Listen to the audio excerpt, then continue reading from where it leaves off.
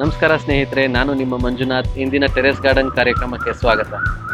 Potting mix ಬಗ್ಗೆ ಬಹಳಷ್ಟು ನಮಗೆ ಎನ್ಕ್ವೈರೀಸ್ ಬಂದಿದೆ. ಸೊ ಹಾಗಾಗಿ ಎಲ್ಲರಿಗೂ ಉಪಯೋಗ ಆಗಲಿ ಅಂತ ಈ ಒಂದು ಪಾಟಿಂಗ್ ಮಿಕ್ಸ್ ರೆಸಿಪಿನ ನಾನು ನಿಮಗೆ ಹೇಳ್ಕೊಡ್ತಾ ಇದ್ದೀನಿ. ಸೊ ಇದು ಅಷ್ಟೇ, ನಮ್ಮ ಹತ್ತಿರ ಸಿಗೋವಂಥ ವಸ್ತುನ ಉಪಯೋಗಿಸಿ ನಾವು ಹೇಗೆ ಒಂದು ಪಾಟಿಂಗ್ ಮಿಕ್ಸ್ನ ರೆಡಿ ಮಾಡ್ಕೋಬೋದು ಅನ್ನೋದನ್ನು ನಾವಿಲ್ಲಿ ತೋರಿಸ್ತೀವಿ ಇವಾಗ ಈ ವಿಡಿಯೋದಲ್ಲಿ. ಬನ್ನಿ ಸ್ನೇಹಿತರೆ, ಫಸ್ಟು ಆ ಪಾಟಿಂಗ್ ಮಿಕ್ಸ್ ಹೇಗೆ ಮಾಡೋದು ಏನು ಅನ್ನೋದನ್ನು ತಿಳ್ಕೊಳ್ಳೋಣ.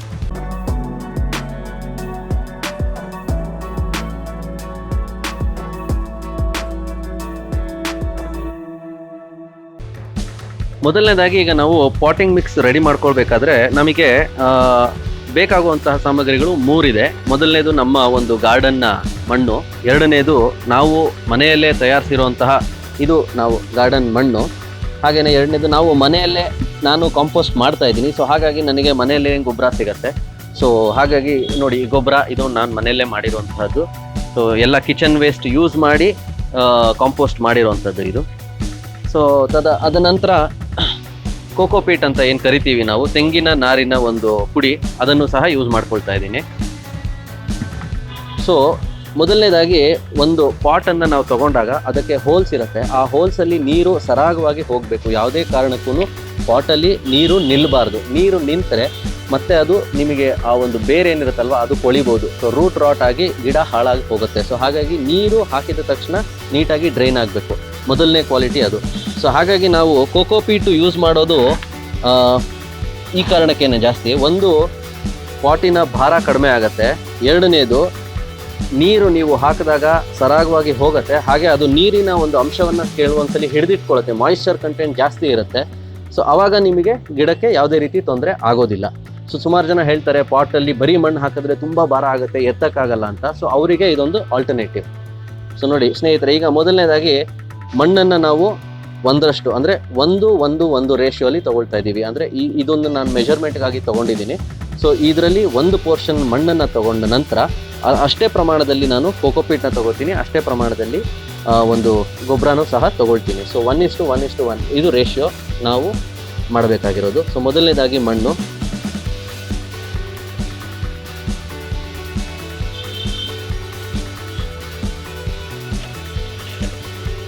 ಹಾಗೆಯೇ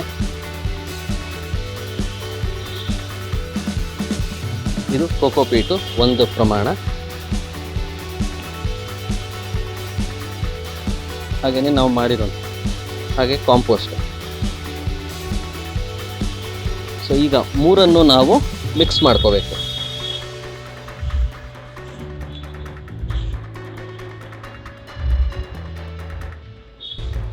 ಸೊ ಇದಕ್ಕೆ ಅಡಿಷನ್ ಆಗಿ ಏನೇನೆಲ್ಲ ಹಾಕ್ಬೋದು, ಈಗ ಸಾಮಾನ್ಯ ಬೇವಿನ ಹಿಂಡಿನೂ ಸಹ ನಾವು ಸ್ವಲ್ಪ ಪ್ರಮಾಣದಲ್ಲಿ ಹಾಕೋಬೇಕಾಗತ್ತೆ.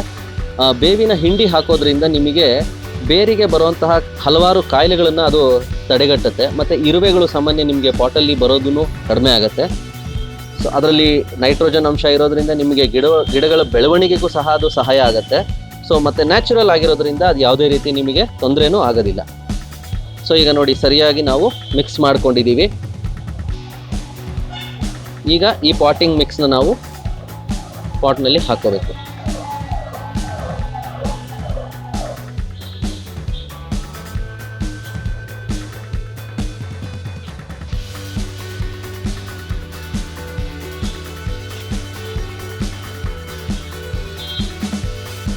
ಸೊ ಇಲ್ಲಿಗೆ ನಮ್ಮ ಪಾಟಿಂಗ್ ಮಿಕ್ಸ್ ರೆಡಿ ಆಗಿದೆ.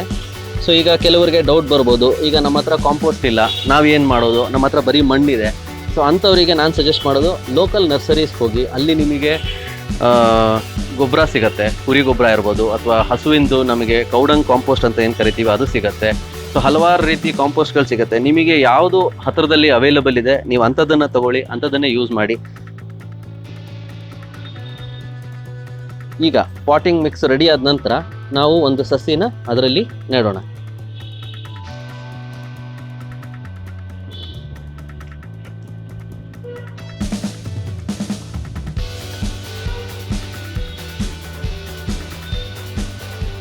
ಇದು ಕನಕಾಂಬರದ ಸಸಿ. ಸೊ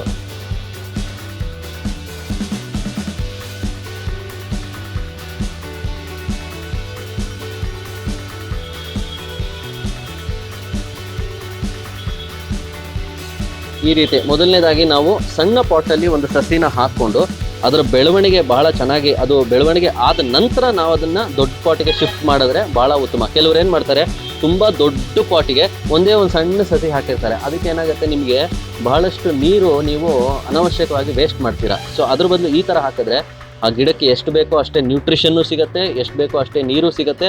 ಆ ಒಂದು ಗಿಡದ ಬೇರು ಬಹಳ ಚೆನ್ನಾಗಿ ಬಲಿಷ್ಠವಾಗಿ ಬಂದ ನಂತರ ನೀವು ಅದನ್ನು ಒಂದು ದೊಡ್ಡ ಪಾಟಿಗೆ ಅದನ್ನು ಟ್ರಾನ್ಸ್ಫರ್ ಮಾಡಿದ್ರೆ ಆವಾಗ ಗಿಡ ಬೇರು ಚೆನ್ನಾಗಿ ಹರಡ್ಕೊಳ್ಳುತ್ತೆ, ಗಿಡನೂ ತುಂಬ ಚೆನ್ನಾಗಿ ಬರುತ್ತೆ ನಿಮಗೆ.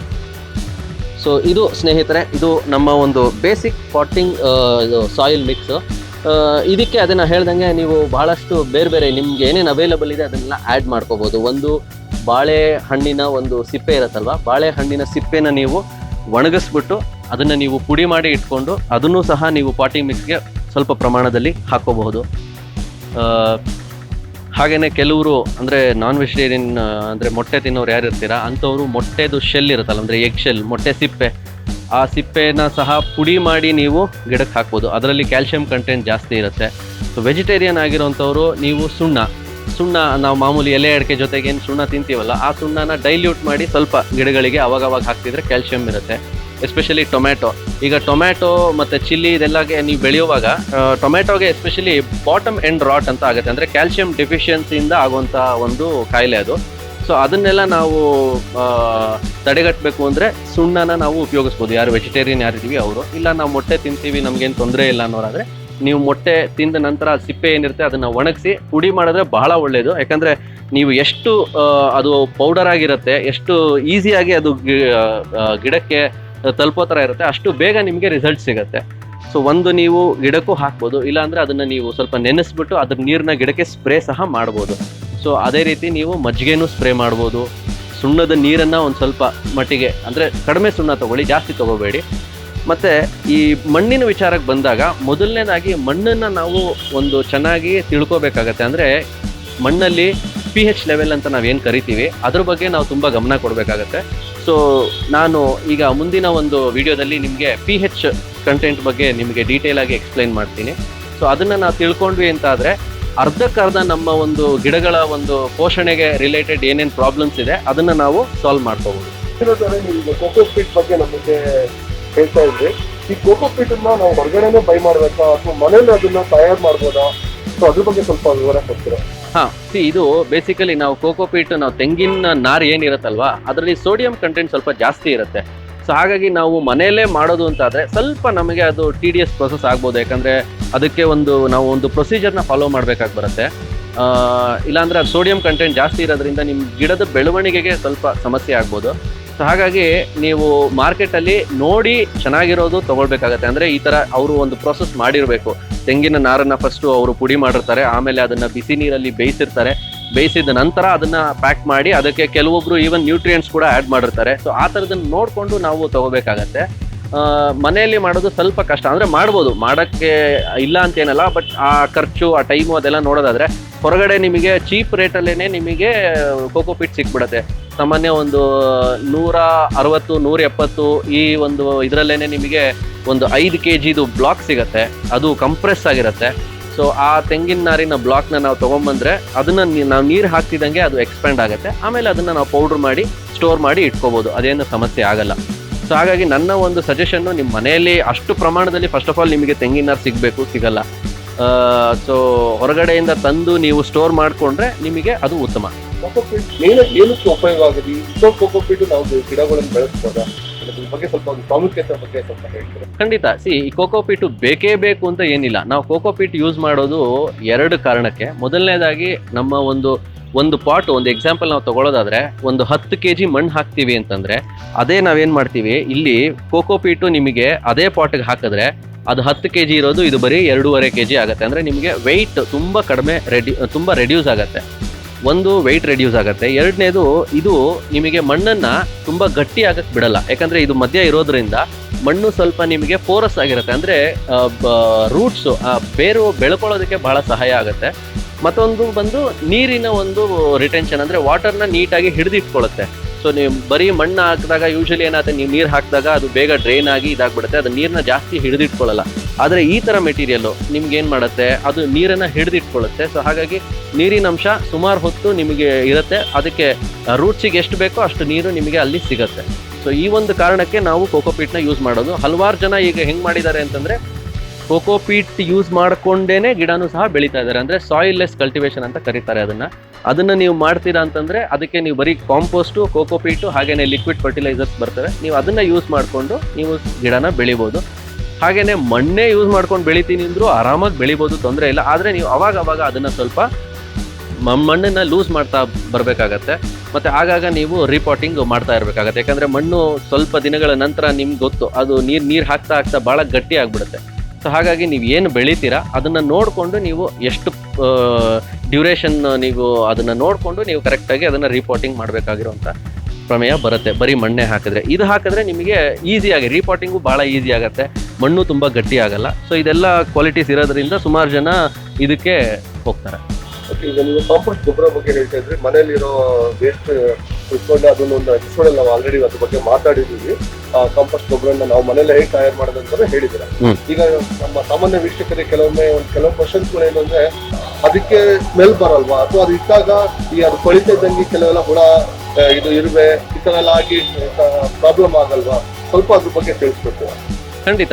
ನಾವು ಇವಾಗ ಕಾಂಪೋಸ್ಟ್ ಮಾಡಬೇಕಾದ್ರೆ 2 ಅಂಶನ ಮನಸ್ಸಲ್ಲಿ ಇಟ್ಕೋಬೇಕಾಗತ್ತೆ. ಮೊದಲನೇದು ನಾವು ಯೂಸ್ ಮಾಡುವಂಥ ವೆಟ್ ವೇಸ್ಟು ಮತ್ತು ಡ್ರೈ ವೇಸ್ಟು. ಈ ವೆಟ್ ವೇಸ್ಟ್ ಏನು, ನಮ್ಮ ಒಂದು ಕಿಚನ್ನಲ್ಲಿ ಸಿಗುವಂತಹ ಸಿಪ್ಪೆ ಏನಿರುತ್ತೆ, ತರಕಾರಿ ಸಿಪ್ಪೆ ಆಗ್ಬೋದು, ಹಣ್ಣಿನ ಸಿಪ್ಪೆ ಆಗ್ಬೋದು, ಅಥವಾ ನಾವು ಕಾಫಿ ಟೀ ಯೂಸ್ ಮಾಡಿರ್ತೀವಲ್ವ, ನಾವು ಕಾಫಿ ಎಲ್ಲ ಕುಡ್ದಾದ ನಂತರ ಅದರಲ್ಲಿ ಉಳಿದಿರುವಂಥ ಕಾಫಿ ಪೌಡರು ಮತ್ತು ಕಾಫಿ ಟೀ ಪೌಡರು, ಇವನ್ನೆಲ್ಲನೂ ನಾವು ಕಂಪೋಸ್ಟ್ಗೆ ಬಳಸ್ಬೋದು. ಇದನ್ನೆಲ್ಲ ನಾವು ವೆಟ್ ವೇಸ್ಟ್ ಕ್ಯಾಟಗರಿಗೆ ಬರುತ್ತೆ. ಸೊ ಅದೇ ರೀತಿ ಡ್ರೈ, ನಾವು ಇವಾಗ ಡ್ರೈ ಏನು ಹಾಕಬೇಕು, ಡ್ರೈ ಮೆಟೀರಿಯಲ್ಲು ಒಂದು ಒಣಗಿರೋ ಎಲೆ ಹಾಕ್ಬೋದು, ಇನ್ನೊಂದು ಈ ಥರ ನೀವು ಕೋಕೋಪೀಟು ಅದು ಸಿಕ್ಕಿದ್ರೆ ನೀವು ಕೋಕೋಪೀಟ್ ಹಾಕೋಬೋದು. ಇಲ್ಲಾಂದರೆ ಒಂದು ಮರದ ಅಂಗಡಿಗಳಲ್ಲಿ ಸಾಮಾನ್ಯ ನಿಮಗೆ ಸಾವುಡ್ ಅಂತ ಏನು ಕರಿತೀವಲ್ಲ ಅದರದ್ದು ಪೌಡ್ರ್ ಸಿಗುತ್ತೆ, ಅದನ್ನು ಸಹ ಹಾಕ್ಬೋದು. ಆದರೆ ನೀವು ಮರದ ಅಂಗಡಿಯಿಂದ ಏನಾದ್ರು ತರ್ತಿದ್ದೀರಾ ಅಂದರೆ ನೀವು ಅದರಲ್ಲಿ ಅನ್ಟ್ರೀಟೆಡ್ ವುಡ್ ಅಂತ ಇರುತ್ತೆ, ಅಂಥದನ್ನು ಮಾತ್ರ ತಂದರೆ ಒಳ್ಳೆಯದು. ಈಗ ಟ್ರೀಟೆಡ್ ವುಡ್ಡಲ್ಲಿ ಏನಾಗುತ್ತೆ, ಹಲವಾರು ಕೆಮಿಕಲ್ಸ್ ಎಲ್ಲ ಆ್ಯಡ್ ಮಾಡಿ ಅದಕ್ಕೆ ಒಂದು ಟ್ರೀಟ್ ಮಾಡಿರ್ತಾರೆ. ಸೊ ಹಾಗಾಗಿ ಅದನ್ನು ಅಷ್ಟು ನಾನು ನಿಮಗೆ ಸಜೆಸ್ಟ್ ಮಾಡೋದಿಲ್ಲ. ಅನ್ಟ್ರೀಟೆಡ್ ವುಡ್ದು ಏನಾದರೂ ನಿಮಗೆ ಸಿಗುತ್ತೆ ಅಂದರೆ ಮಾತ್ರ ಅಂಥದನ್ನು ನೀವು ತಂದು ಯೂಸ್ ಮಾಡ್ಕೊಳ್ಳಿ. ಈಗ ಎರಡನೇದು, ನೀವು ಹೇಳಿದ್ರಿ ಹುಳ ಬರುತ್ತೆ, ತುಂಬ ಒದ್ದೆ ಆಗುತ್ತೆ, ವಾಸನೆ ಬರುತ್ತೆ ಅಂತ. ಅದೆಲ್ಲ ಯಾವಾಗ ಆಗುತ್ತೆ ಅಂತಂದರೆ ಸಮ ಪ್ರಮಾಣದಲ್ಲಿ ಇಲ್ಲದೆ ಇದ್ದಾಗ. ಅಂದರೆ ನಾವು ಕಾಂಪೋಸ್ಟ್ ನಾವು ಮನೆಯಲ್ಲಿ ಮಾಡುವಾಗ ಯಾವುದು ನಾವು ತುಂಬ ಯೋಚನೆ ಮಾಡಬೇಕು ಅಂತಂದರೆ, ನಾವು ಎಷ್ಟು ವೆಟ್ ವೇಸ್ಟ್ ಹಾಕ್ತೀವೋ ಅಷ್ಟೇ ನಾವು ಡ್ರೈ ವೇಸ್ಟು ಕೂಡ ಹಾಕಿ ಅದನ್ನು ಮಿಕ್ಸ್ ಮಾಡಬೇಕಾಗತ್ತೆ. ಅಂದರೆ ಮಾಯಿಸ್ಟ್ ಆಗಿರ್ಬೇಕು ಅಷ್ಟೇ, ಬಿಟ್ಟರೆ ಸಾಗಿ ಆಗಿರ್ಬೋದು. ಸಾಗಿ ಅಂದರೆ ತುಂಬ ಒಂಥರ ನೀರಾಗಿರಬಾರ್ದು. ಯಾವಾಗ ನೀರಿನ ಅಂಶ ಜಾಸ್ತಿ ಆಗುತ್ತೆ ಆ ಸಮಯದಲ್ಲಿ ನಿಮಗೆ ಹುಳುಗಳು ಬಂದೇ ಬರುತ್ತೆ. ಅದರಲ್ಲಿ ಎಸ್ಪೆಷಲಿ ಮ್ಯಾಗಾಟ್ಸ್ ಅಂತ ಕರೀತಾರೆ. ಮ್ಯಾಗಾಟ್ಸ್ ಆ್ಯಕ್ಚುಲಿ ಅದು ನಿಮಗೆ ಕಾಂಪೋಸ್ಟ್ಗೆ ಹೆಲ್ಪ್ ಮಾಡುತ್ತೆ, ಬಟ್ ಅದು ನೋಡೋದಕ್ಕೆ ಒಂದು ಸ್ವಲ್ಪ ಬೇರೆಯವರಿಗೆ ನೋಡಿದ್ರೆ ಅಸಹ್ಯ ಅಂತ ಅನ್ಸುತ್ತೆ. ಇದೇನಪ್ಪ ಇದು ಸಣ್ಣ ಸಣ್ಣ ಹುಳ ಎಲ್ಲ ಬಂದ್ಬಿಟ್ಟಿದೆ ಅಂತ. ಸೊ ಅದು ಬರಬಾರ್ದು ಅನ್ನೋದಾದರೆ ನೀವು ಮಿಕ್ಸ್ಚರ್ನ ಕರೆಕ್ಟಾಗಿ ಮಾಡಬೇಕು. ಏನಿಲ್ಲ, ಡ್ರೈ ವೇಸ್ಟ್ ಎಷ್ಟು, ವೆಟ್ ವೇಸ್ಟ್ ಎಷ್ಟು ಹಾಕ್ತೀರಾ ಅಷ್ಟೇ ಪ್ರಮಾಣದಲ್ಲಿ ಡ್ರೈ ವೇಸ್ಟ್ ಹಾಕಬೇಕು. ಆಗಾಗ ನೀವು ಅದನ್ನು ಒಂದು ಕಂಬಿನೋ ಅಥವಾ ಒಂದು ಕೋಲೋ ಅದನ್ನು ನೀವು ಆರಾಮಾಗಿ ಯೂಸ್ ಮಾಡ್ತಾ ತಿರುಗಿಸ್ತಾ ಇದ್ದರೆ ಏರೇಷನ್ನು ಆಗುತ್ತೆ, ಪ್ಲಸ್ ನಿಮ್ಗೆ ಅದು ಇರುತ್ತೆ. ತೀರಾ ಡ್ರೈ ಆದ್ರೂ ನಿಮಗೆ ಕಾಂಪೋಸ್ಟ್ ಬೇಗ ಆಗಲ್ಲ, ತೀರಾ ವೆಟ್ ಆದರೆ ಈ ಸಮಸ್ಯೆ ಆಗುತ್ತೆ. ಆ ಮಾಯಿಶ್ಚರ್ ಕಂಟೆಂಟ್ನ ನೀವು ಅವಾಗ ನೋಡ್ಕೊಳ್ತಾ ಇರಬೇಕು. ಒಂದು ಸ್ವಲ್ಪ ಸಣ್ಣದಾಗಿ ನೀರು ಹಾಕೋದು ಅದು ಇದು. ಹಾಗೆ ನೀವು ಕಾಂಪೋಸ್ಟ್ ಮಾಡುವಾಗ ಮಧ್ಯದಲ್ಲಿ 1-2 ಚಮಚ ಹುಳಿ ಮಜ್ಜಿಗೆ, ಒಂದು ವಾರಕ್ಕೆ ಒಂದ್ಸಲಿ ಈ ರೀತಿ ನೀವು ಹುಳಿ ಮಜ್ಜಿಗೆ ಹಾಕ್ತಿದ್ರು ಸಹ ನಿಮಗೆ ಕಾಂಪೋಸ್ಟು ಅಚ್ಚುಕಟ್ಟಾಗಿ ರೆಡಿ ಆಗುತ್ತೆ, ಯಾವುದೇ ತೊಂದರೆ ಇರಲ್ಲ. ಸೊ ಈಗ ಕಾಂಪೋಸ್ಟ್, ಈಗ ಗಿಡಗಳಿಗೆ ನೀವು ಹೇಳಿದ್ರೆ ಈಗ ಒಂದು 14 ಸ್ಪಾಟ್ ತೋರಿಸ್ತಿದೆ. ಸೊ ಎಲ್ಲದಕ್ಕೂ ಇದೇ ಸೇಮ್ 1:1 ಅಲ್ಲೇ ಮಿಕ್ಸ್ ಮಾಡಬೇಕಾ, ಅಥವಾ ಒಂದೊಂದು ಗಿಡಕ್ಕೆ ವಿವಿಧ ಗಿಡಕ್ಕೆ ವಿವಿಧ ತರ ಮಿಕ್ಸಿಂಗ್ ಬೇಕಾ, ಅದ್ರ ಬಗ್ಗೆ ಸ್ವಲ್ಪ ಹೇಳ್ತೀರಾ? ಈಗ ಪಾಟಿಂಗ್ ಮಿಕ್ಸು 1:1 ಒಂಥರ ಇದು ಯೂನಿವರ್ಸಲ್ ಪಾಟಿಂಗ್ ಮಿಕ್ಸ್ ಇದ್ದಂಗೆ, ನೀವು ಚೇಂಜು ಮಾಡ್ಕೋಬೋದು. ಇದು ನಾನು ಆಗಲೇ ಮುಂಚೆನೂ ಹೇಳಿದ್ದೀನಿ, ಗಾರ್ಡನಿಂಗ್ ಅಂತ ಗಿಡಗಳು ಅಂತ ಬಂದಾಗ ನಾವು ಹಿಂಗೆ ಮಾಡಬೇಕು, ಇಷ್ಟೇ ಪ್ರಮಾಣದಲ್ಲಿ ಹಾಕಬೇಕು, ಇವೆಲ್ಲ ಏನೂ ಇಲ್ಲ. ನಿಮ್ಮ ಒಂದು ಎಕ್ಸ್ಪೀರಿಯನ್ಸು, ಇವಾಗ ನಾನು 2 ಪಟ್ಟು ಮಣ್ಣು ಹಾಕಿದೆ, 1 ಪಟ್ಟು ಕೋಕೋಪೀಟ್ ಹಾಕಿದೆ, 1 ಪಟ್ಟು ಇದು ಹಾಕಿದೆ ಅಂದಾಗ ನಮಗೆ ಆ ಗಿಡದಲ್ಲಿ ಆಗೋ ಬೆಳವಣಿಗೆ, ಮತ್ತು ನಾವು ಸಮ ಪ್ರಮಾಣದಲ್ಲಿ 1:1 ಹಾಕಿದಾಗ ಆ ಗಿಡ ಬೆಳೆಯೋ ಒಂದು ಇದು.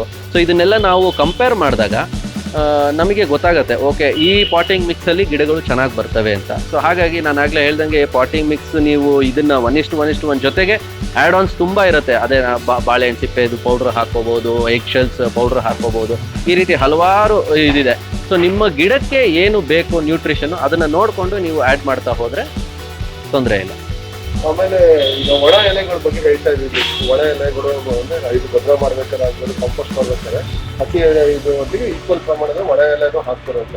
ಈಗ ಡೈಲಿ ಒಣ ಎಲೆ ಗಿಡದಿಂದ ಎಷ್ಟೋ ಬೆಳೆಯುತ್ತೆ, ಅದರಿಂದ ನಾವು ಬುಡಕ್ಕೆ ಹಾಕ್ತಾರೆ ಒಳ್ಳೆ ಗೊಬ್ಬರ ಆಗತ್ತೆ. ಅದು ನೀವೇನ್ ಎಷ್ಟೋ ಜನ ಮತ್ತೆ ಕಸ ಅಂತ ಎತ್ತಿತಾರೆ ಅದನ್ನ. ಸೊ ನೀವೇನ್ ಸಜೆಸ್ಟ್ ಮಾಡ್ತೀರಾ ಅದಕ್ಕೆ?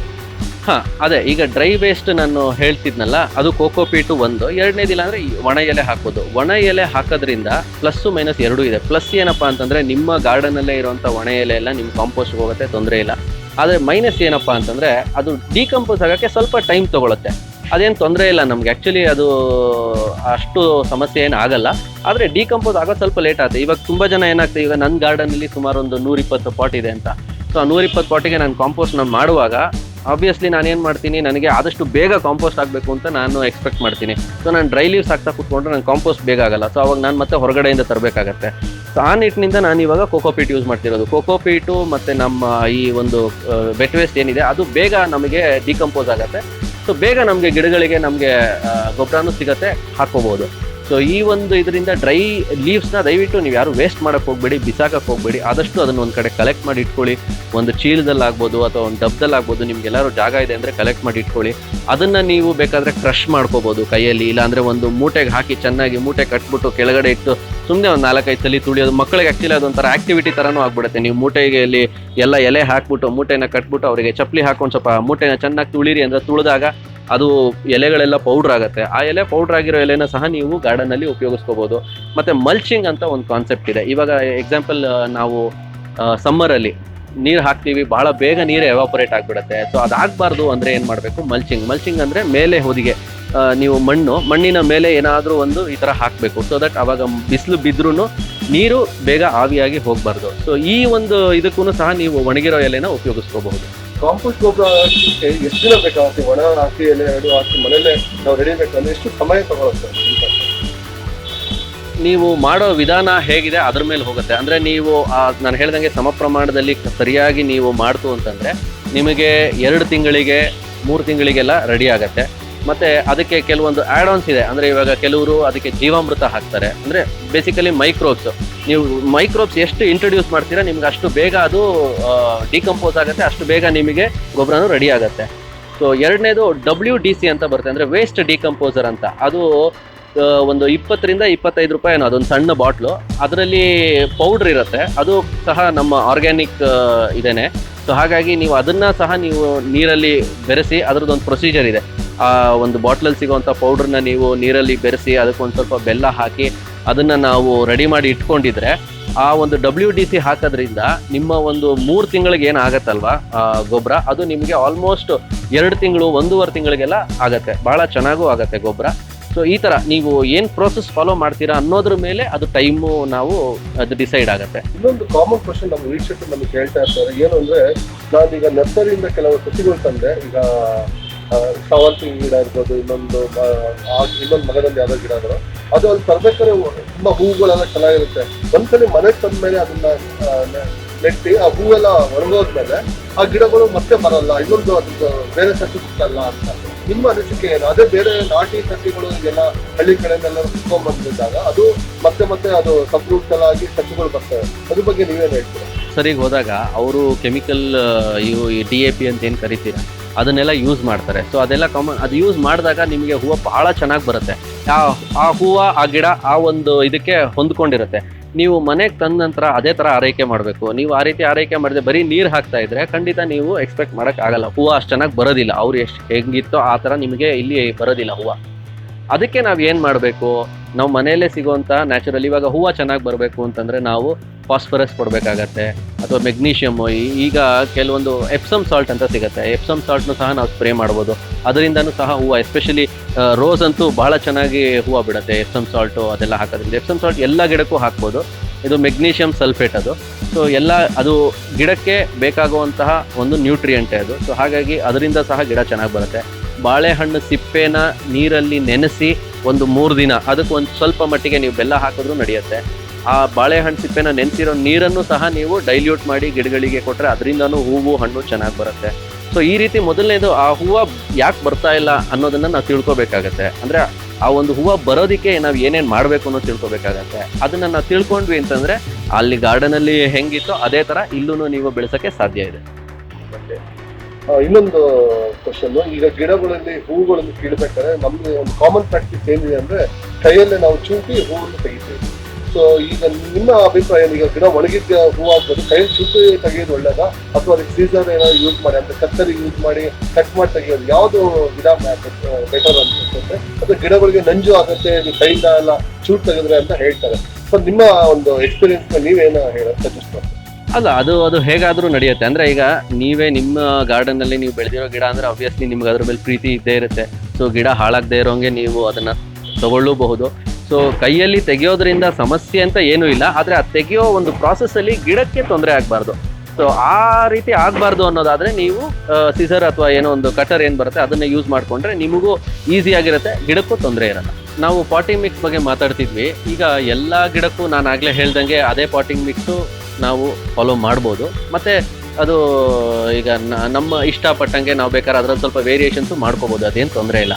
ಮತ್ತೊಂದು ನಾನು ನಿಮಗೆ ಹೇಳಕ್ ಬಯಸೋದು ಏನು ಅಂದರೆ, ಈಗ ನೀವು ಮೂಲಂಗಿ ಬೆಳೆಸ್ತೀರಾ ಮತ್ತು ಗೆಣಸು ಈ ಥರ ಅಂದರೆ ಮಣ್ಣಿನ ಒಳಗಡೆ ಬೆಳೆಯುವಂತಹ ಗಡ್ಡೆಗಳೇನಿವೆ, ಆಲೂಗಡ್ಡೆ ಆಗಿರ್ಬೋದು, ಗೆಣಸಾಗಿರ್ಬೋದು, ಮೂಲಂಗಿ ಇಂಥದನ್ನೆಲ್ಲ ಬೆಳಿಬೇಕಾದಾಗ ಮಣ್ಣು ಸ್ವಲ್ಪ ನಮಗೆ ಲೂಸ್ ಆಗಿರಬೇಕಾಗತ್ತೆ. ಸೊ ಆ ಸಾಯಿಲ್ ಲೂಸ್ ಆಗಬೇಕು ಅಂತಂದಾಗ ನಾವೇನು ಮಾಡಬೇಕಾಗತ್ತೆ, ಸಾಯಿಲ್ ಲೂಸನ್ ಮಾಡೋದಕ್ಕೆ ಅಂತಂದ್ಬಿಟ್ಟು ನಾವು ಈಗ 1:1:1 ಏನು ನಾನು ರೇಷಿಯೋ ಹೇಳಿದೆ ಅದ್ರ ಜೊತೆಗೆ ಅದೇ ಪ್ರಮಾಣದಲ್ಲಿ ನಾವು ಮರಳನ್ನು ಸಹ ತಗೋಬೇಕು. ಮರಳು ಸಿಕ್ಕಿದ್ರೆ ಮರಳು ತಗೊಳ್ಳಿ, ಇಲ್ಲಾಂದ್ರೆ ನಮಗೆ ಈಗ ಕನ್ಸ್ಟ್ರಕ್ಷನ್ ಸೈಟಲ್ಲೆಲ್ಲ ನೋಡಿರ್ತೀವಿ ನಾವು, ಬಿಳಿದು ಕಲ್ಲಿಂದು ಪುಡಿ ಸಿಗತ್ತೆ, ಅದಾದರೂ ತೊಂದರೆ ಇಲ್ಲ. ಸೊ ಅದನ್ನು ನಾವು ಒಂದು ರೇಷಿಯೋ ಅಷ್ಟು ನಾವು ಮಿಕ್ಸ್ ಮಾಡ್ಕೊಂಡಿದ್ದೀವಿ ಅಂದರೆ ನಮಗೆ ಅವಾಗ ಏನಾಗುತ್ತೆ, ಮಣ್ಣು ಅಷ್ಟು ಒತ್ತಾಗಿ ಇರೋದಿಲ್ಲ, ಸ್ವಲ್ಪ ಲೂಸ್ ಆಗಿರುತ್ತೆ. ಸಾಯಿಲ್ ಯಾವಾಗ ಲೂಸ್ ಆಗಿರುತ್ತೆ ಅವಾಗ ನಿಮಗೆ ಈ ಒಂದು ಬೆಳವಣಿಗೆ ಭಾಳ ಚೆನ್ನಾಗಾಗತ್ತೆ ಈ ಒಂದು ತರಕಾರಿಗಳಲ್ಲಿ. ಮತ್ತೆ ನಾವು ಮುಂದಿನ ಸಂಚಿಕೆಯಲ್ಲಿ ಒಂದು ಹೊಸ ವಿಚಾರವನ್ನು ತಿಳ್ಕೊಳ್ಳೋದಕ್ಕಾಗಿ ಭೇಟಿಯಾಗೋಣ ಸ್ನೇಹಿತರೆ. ನಿಮ್ಮ ಯಾವುದೇ ಸಲಹೆ ಸೂಚನೆಗಳಿದ್ದರೆ ದಯವಿಟ್ಟು ಕಮೆಂಟ್ ಬಾಕ್ಸಲ್ಲಿ ಅದನ್ನು ನೀವು ಮೆನ್ಷನ್ ಮಾಡಿ, ನಾವು ಪ್ರಾಮಾಣಿಕವಾಗಿ ಅದಕ್ಕೆ ಉತ್ತರ ಕೊಡೋದಕ್ಕೆ ಪ್ರಯತ್ನ ಪಡ್ತೀವಿ. ಸೊ ಹಾಗೆ ನಿಮ್ಮ ಒಂದು ಅನಿಸಿಕೆ, ಅಭಿಪ್ರಾಯ ಅಥವಾ ನಿಮ್ಮ ಒಂದು ಫೀಡ್ಬ್ಯಾಕ್ ಏನೇ ಇರ್ಬೋದು ಅದನ್ನು ದಯವಿಟ್ಟು ನಮಗೆ ಕಮೆಂಟ್ ಬಾಕ್ಸಲ್ಲಿ ಹಾಕಿ ತಿಳಿಸಿ. ಇದರಿಂದ ನಾವು ಸಹ ಏನಾದರೂ ತಪ್ಪು ನಾವು ಮಾಡಿದ್ದಲ್ಲಿ ಅದನ್ನು ತಿದ್ಕೊಳ್ಳೋಕ್ಕೂ ಸಹ ನಮಗೆ ಅನುಕೂಲ ಆಗುತ್ತೆ. ಸೊ ಇಷ್ಟು ಹೇಳಿ ನಾನು ಇವತ್ತಿನ ಸಂಚಿಕೆಯನ್ನು ಮುಗಿಸ್ತಾ ಇದ್ದೀನಿ. ಧನ್ಯವಾದಗಳು.